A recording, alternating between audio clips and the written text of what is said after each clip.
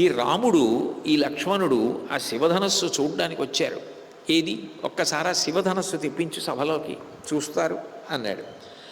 నృణాం శతాని పంచశద్వాయతానాం మహాత్మనాం మంజూషామష్టచక్రాం తాం సమూహుస్తే కథంచన. పొడుగైనటువంటి వాళ్ళు 5,000 మందిని పిలిచాడు, మహాబలం కలిగినటువంటి వాళ్ళని. వాళ్ళు లోపల 8 చక్రముల మంజూష ఉంది. మంజూష అంటే పెట్టె, అందులో ఉంచారు శివధనస్సుని.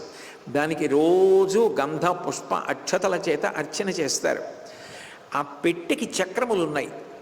ఆ 8 చక్రములు కలిగినటువంటి పెట్టెని నిజానికి 5,000 మంది అంత పొడుగైనటువంటి బలమైన యోధులు తోసుకురావడం తేలిక. ఎంత బరువైనదైనా చక్రాల పెట్టెలో ఉంటే పెట్టెని తొయ్యచ్చు.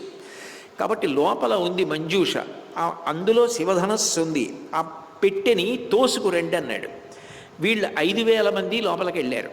వెళ్ళి ఆ పెట్టెని తోసి తీసుకొచ్చారు. ఆ శివధనస్సు అక్కడ ఉంచారు.